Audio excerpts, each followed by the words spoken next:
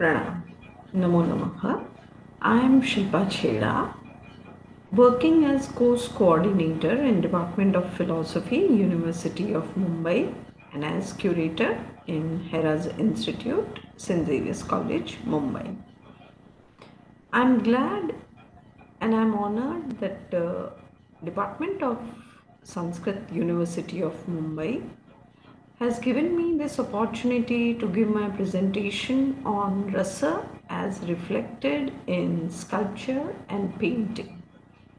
I'm going to give a short presentation wherein I will show few sculptures and paintings from Indian art which reflect the nine rasas. The rasa, as all of us know, the theory of rasa was given for the first time in Natya Shastra by Bharat Muni, and later on there were thinkers who developed like Anandavardhana, Shankuka, Bhattanayaka, etc. So, how this was applied in sculpture and painting? Predominantly, it was written wherein drama was focused a lot, but later on, we find many Shilpa Shastras also written where they made us understand that how a sculpture should be speaking to all, or it should have an emotion, a bhava, and it should create a rasa, an emotion in the connoisseur or in the person who can appreciate art in the later years. When an artist is carving or a painter is painting, he has certain rules in his mind. He undergoes certain training where he learns to master this art. So I'm going to present this, and I'm thankful to Department of Sanskrit on the occasion of 60th, that is the Diamond Jubilee celebrations. They provided me this opportunity to present this presentation on rasa.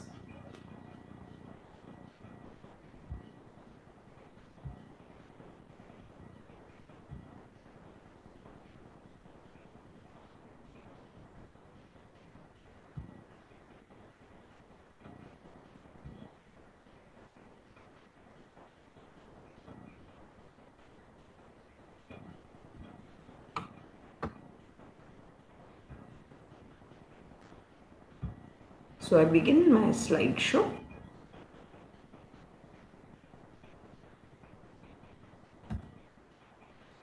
First, I'll be focusing on what is art. Art, in the simple language, is an expression of human ideas in concrete form. Because a person can have idea in his mind, but until and unless it is given a form in the tangible source, like any form of painting, sculpture, architecture, dance, etc., till then it is not revealed. Even in literature, until and unless our idea is given form in form of poetry, drama, prose, kathas, these kind of revelations, what we get is purely affiliated to person's thought. And in India, we find that art owes its development to religion. That means both of them have a kind of mutual relation. Whatever religious ideas are reflected in art. Whatever development we see in art, we see in religion also. So, the ideas, when they get a form, they become the evidences of the future. They provide us the information of how the society prevailed in the earlier time. And hence, it becomes very important for us to study this, not only for enjoyment, but also as a documentation. In Indian art, whether in the form of sculpture or painting, it always shows the harmonious relationship between the divine world, human world, flora, and fauna. So you find the entire cosmos is revealed in it. We find that every aspect of nature is given space so that it shows the functioning of the universe. And ultimately, art is an outcome of transcendental experience. Because whenever an artist is giving form to his idea, he undergoes certain kind of mental, sociological, psychological, a kind of what we can say an emotion or a creation which he experiences, which is purely coming from his soul. And this we call as a transcendental experience because he creates like how the universe is created. It is something which shows his purpose, his own experiences of rasa, which later on the connoisseurs appreciate. And ultimately, it is the essence of the truth. What we say, Sat, Chit, and Ananda. It is giving us that supreme bliss because it is eternal, because it is the truth. And therefore it is said Satyam, the truth, Shivam, eternal, and Sundaram, supreme bliss or enjoyment. Now, one of the texts written the in and around 6th century of Common Era is Vishnu Dharmottar Puran, and it talks about the 8 characteristics of art. And when artwork is created, it should be inclined with the position, proportion, spacing, gracefulness, articulation, resemblance, increase, and decrease. So, in the given space, the positioning of the characters or positioning of that image which is to be made, the proportion, the spacing, where exactly it is to be done, the gracefulness in that proportion, the articulation of the character, the resemblance with the nature, and increase and decrease depending upon the space. These are the characteristics which an artist masters, and then he creates a masterpiece which we keep on admiring. And this is, as I told you, a purely transcendental experience.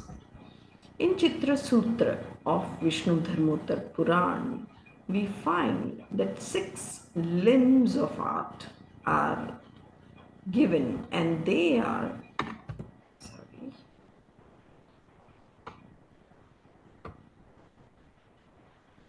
Rupa Bheda, that is form or structure, Pramana, proportion, Bhava, emotion, Lavanya Yojana, that is beauty, arrangement of beauty, Sadrishya, that is resemblance, and Varnika Bhanga. These are the various types of brushes which are being used. It is more pertaining to painting, the last part, Varnika Bhanga. And now we will see how I have chosen few select paintings and sculptures and pieces of architecture, that is the walls of temple, wherein the sculptures are depicted, which generate one of the rasas. In that sense, we will see the examples of 9 rasas. Now, Bharat Muni had given 8 rasas, but later on the Shanta rasa was added by the later thinkers. So we start, when we look at Natya Shastra, it starts with Shringara, Hasya, Karuna, Raudra, Veera, Bhayanaka, Vibhatsa, Adbhut, and Shantarasa was added by Anandavardhana. So Shringar is romantic, Hasya is humorous, laughter, Karuna is pathetic, pathos, Raudra is ferocious, Veera is heroic, Bhayanak is fear, Vibhatsa is giving disgust, displaying disgust, Adbhut is showing us astonishment, something which we admire, and Shant, which talks about passionlessness, talks about the rasa where actually there is no rasa. So the idea of bliss or supreme bliss, what we call, comes and ends with Shantarasa. And our life is journeying from Shringar to Shant. And we keep on admiring these rasas in our life too.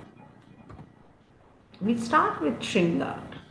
Here in this wall of a temple, it's the outer wall of a Indian temple, we find the couple god. We find the god of the dishas. They are known as Dikpalas. And you can look the aspect of Shringar in this Surasundari who is applying Sindoor, known as Sindura. And we find this arrangement which is showing that how our world is full of beauty, Ratibhav. We feel like looking at this particular part of the temple again and again because it displays various things, and we start loving this portion because there is a couple. You can see the Alingan mudra of Lord Shiva and Goddess Parvati. Then we have the jewelries which also depict beauty. Here we have the beautiful Surasundari, or also known as Apsara, who is showing various. There are many Apsaras shown doing various activities of beauty, like applying collyrium, applying sindoor, combing the hair, etc. We will see in this, yes, in this particular wall of a temple, you find the various dance forms. These are the Surasundaris shown playing musical instruments in the dance forms in Atibhanga posture. Atibhanga is when the body is turning for more than 3 times, and you can see that this particular forms are not very easy to perform as they appear.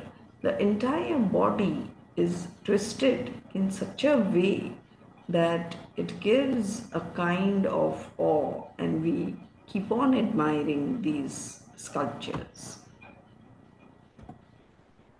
Here we see another form of Shringara, that is Viraha. A Naika, the heroine, is waiting for her beloved, and we can see the entire nature, the way it is depicted is as if waiting for the uh, if you look at the colors like blue and the fallen leaves from the tree, all depict kind of waiting for some person, the loneliness, the idea of wherein a person feels that entire scene is mourning with the Naika, or what we call the heroine. And therefore, the birds around where we see white color profusely used, grayish color, which the color bluish gray, where we don't see the green color of the trees, as if the entire nature, and there is too much white color which is shown like they are all not happy. The entire nature is depicted in that sense of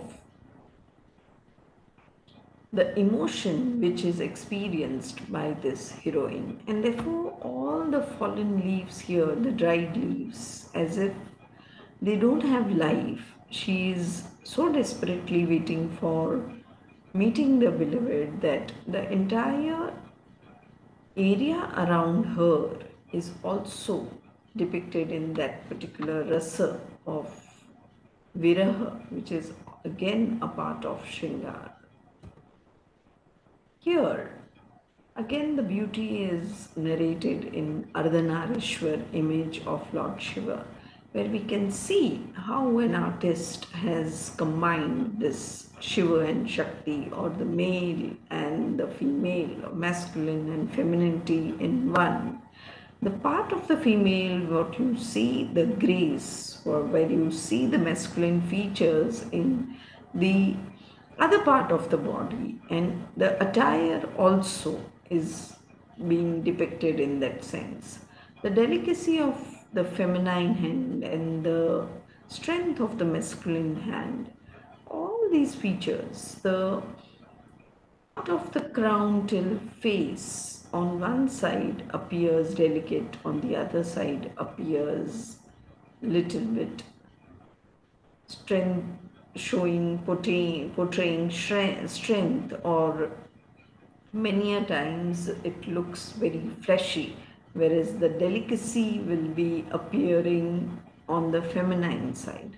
So we have such kind of merging of two energies which are so beautifully shown in the artworks. And here is a Krishna Leela, which is one of the very beautiful example of Shringar, that how Lord Krishna is dancing with gopikas, and all the gopikas are encircling him and enjoying this vicinity of the Lord, and this vicinity where they can experience that Lord Krishna is dancing with each gopika, and they're so much engrossed in this presence of God. It reveals the bhakti rasa, which is again many a times affiliated to Shringar, though later on it is also an independent rasa, but generally we affiliate the bhakti with Shringar because it represents the Rati Bhav. This is image of Lord Shiva and Goddess Parvati with Lord Ganesh on one side and Kartikeya on another side. And here you can see Goddess Parvati seated in a beautiful posture on the lap of Lord Shiva. And this is the Alingan Mudra in which Lord Shiva is shown. This is the way they are juxtaposed. It reveals the Ratibha between the couple as an ideal couple and as ideal family. This is one of the example of Hasyaras in one of the temple walls in southern India, where you can see a kind of Surasundari is going to hit a kind of animal. Actually, generally we see monkey depicted here, but it is corroded, and monkey is pulling the uttariya, or the upper garment of the Surasundari, and she is ready to hit him because the clothes are being pulled, and this particular image is generating a kind of humorous scene. Another humorous scene from Rani Ki Vav, where Surasundari is again in the same posture hitting, and a monkey is pulling the attire of this beautiful Surasundari. As in Rani Ki Vav, we find the depiction of many apsaras, Surasundaris, in different postures and gestures, and showing different artworks having Shringar. We come to Karunaras, and here we see the image of Lord Buddha, wherein it depicts the eyes, half closed eyes. Sometimes many say it is in meditation, but the little bow down face and this very gentle smile, this reveals the Karuna Rasa, the feeling that he wants to uplift humanity. He wants everybody to be free of what we call in the Four Noble Truths, free of suffering. So that is his Karuna, that he is giving the path to free ourselves from this sufferings and attain Nirvana. Here we see an image where again this kind of emotion is generated. When looking at it, the hand gesture shows Abhaya Mudra, which says, "Do not be afraid of me. I am not going to kill you. I am saving you." So this kind of gesture, this kind of posture, and this kind of the face which shows a kind of compassion that he is concerned about the humanity, an entire world, not only the human beings, but all the living beings, that they should be free of disease, of death, of birth and suffering. Similarly, in this image also, we see that kind of the eyes depict a kind of concern, a kind of compassion towards the entire universe. This is again depict an image of goddess Durga, also known as Mahishasur Mardini, because here you can see the demonic face, and here is the Mahisa. She is stepping on it with the sword. It is heroic. It is showing even the anger, the way she is angry at the demon and she is slaying him. So again, few may say it is heroic, Veera Rasa. Few may also say it is Raudra. Another image of Mahishasur Mardini, where you can again see the same things, but here the eyes, though the image is mutilated. One of the beautiful examples where she is ferociously holding and just slaying the demon, and you find various hands with different ayuds, or what we call weapons, and we can see that she is in that particular action when she is about to kill the demon, and that ferociousness, that vigor, that kind of energy which is revealed in this particular image, we find it depicts the Veera Rasa and even Raudra Rasa, because the face which is shown here is very much in anger, very furious. Looking at this particular image, which is like a masterpiece, it is depicting a scene in life of Buddha when Buddha fasted for 6 months and reduced his body to a skeleton. Why I say it is masterpiece? Because an artist has kept before our eyes that scene as if Buddha is sitting in front of us and he's fasted for that time. The ribs, the arrangement of all the bones, the entire structure, the form which is given to this image is astonishing. People may say also say that it reveals vibhatsa. There are two rasas which it generates. It appears bhayanak. It is giving fear. So it is generating the bhayanaka rasa, the vibhatsa rasa, and it also is generating one more rasa which is astonishment, where we are really astonished whether such an image can be conceived. Can an artist imagine such a kind of episode in the life of Buddha, which he has kept in front of us?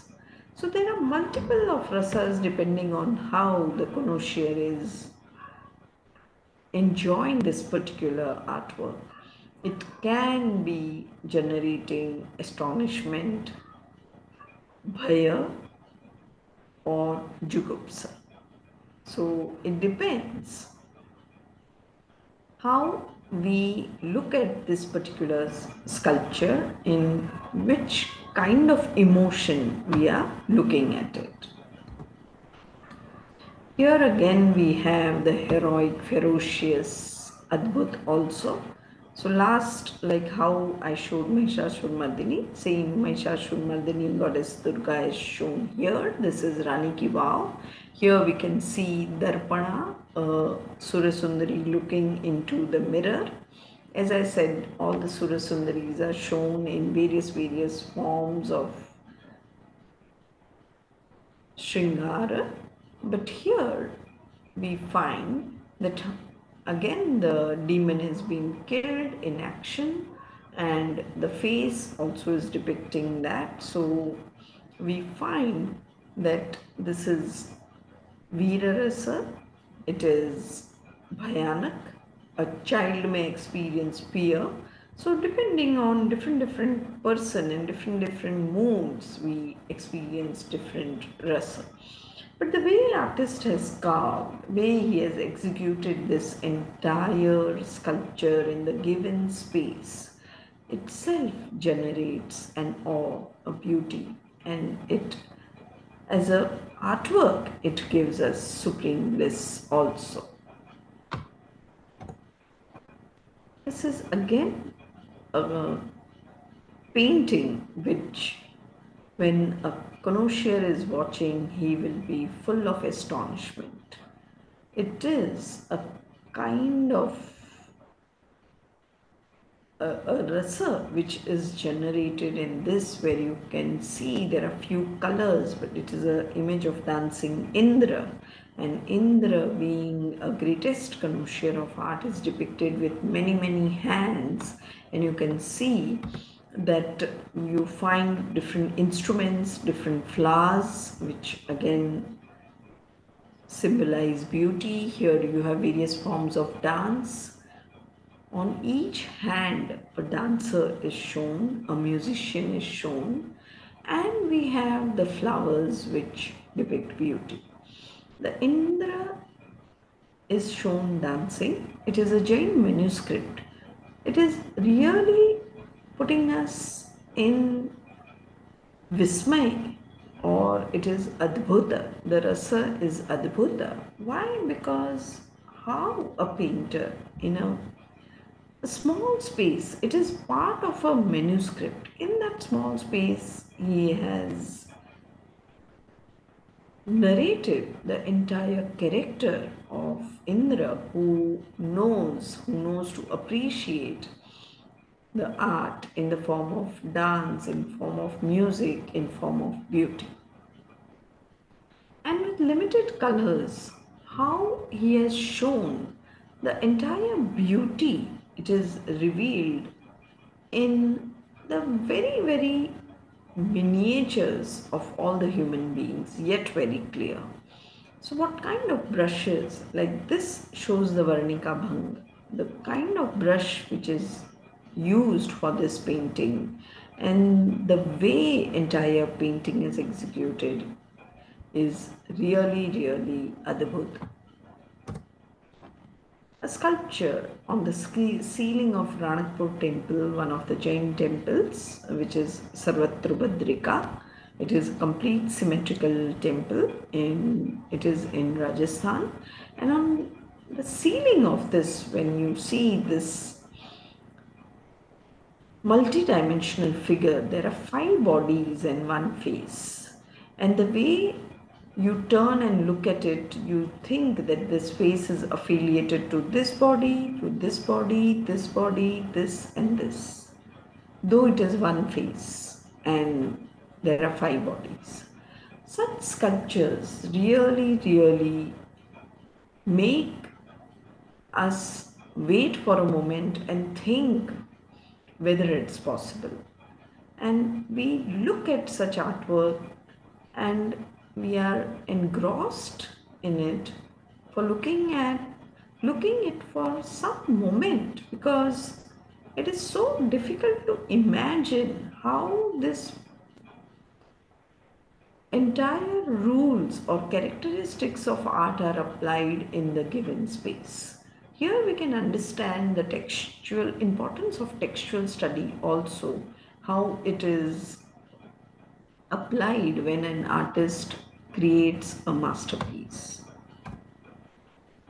This is the painting in the Palace of Orcha, which is near Jhansi.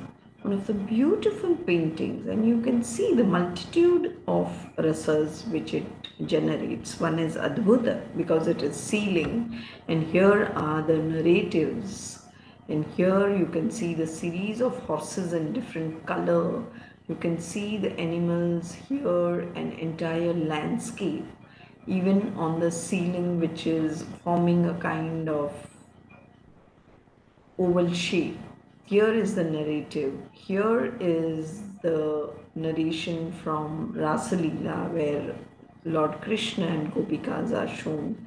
Here we find a human divinity and just like a king, and here again you find the combination of celestial and human world, and this is the door which opens, and here you find a chariot.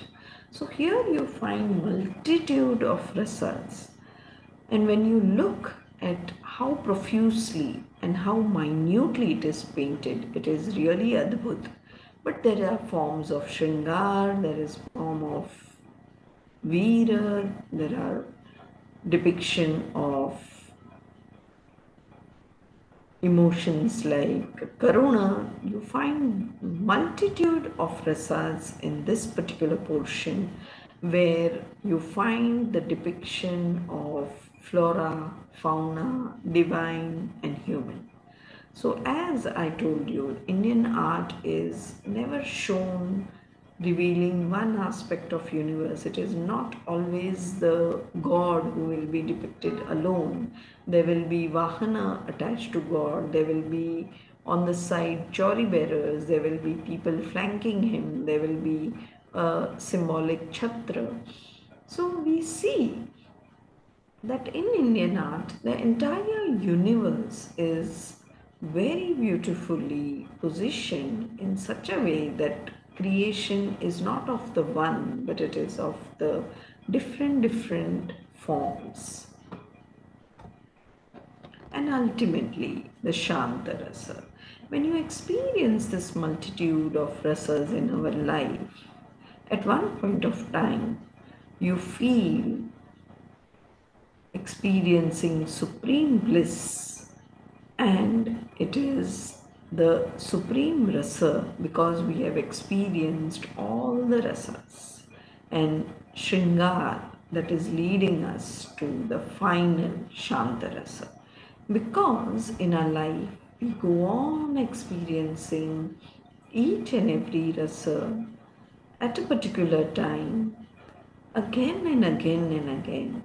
But there is this rasa which leads us to the final, the ultimate. the Satyam, the Shivam, and the Sundaram, or Sat, Chit, and Ananda. The transcendence which it takes to you is the position or the aspect of mind where mind is passionless, where mind is nirlipta, not attached, when mind is experiencing vairagya. Many a times it is also called as Veera because here the rasa, the Veerata, the rasa of Veera, heroicness is in detachment of the mundane world.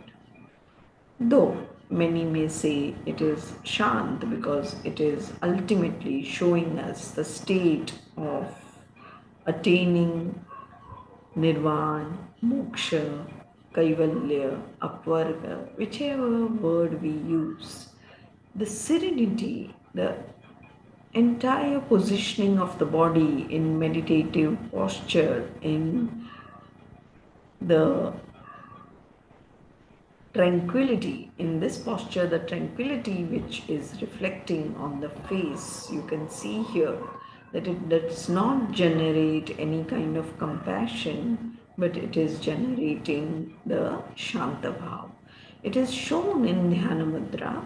It is specific to the Jaina Tirthankars, and many images of Buddha also are shown. Even many Hindu gods and goddesses are shown in this particular posture, where it shows that our life is ending this cycle of birth and death. It is experiencing the ultimate aspect of our life is experiencing the soul, not through body or through mind. And this particular state, when you are looking at an image, a connoisseur will experience same rasa and he will be engrossed in this particular form. And over the years, when we have enjoyed all the rasas, even this image becomes an alamban for taking us to the ultimate, and then there is no need of image also. It is only the soul which is experiencing the soul, and that is the supreme bliss where no mundane pleasure or sense object contact is required. There is no need of any artwork, but these artworks lead us to that life. And that is what is our ultimate journey of our existence and experiencing this existence forever in the state of bliss. Thank you very much.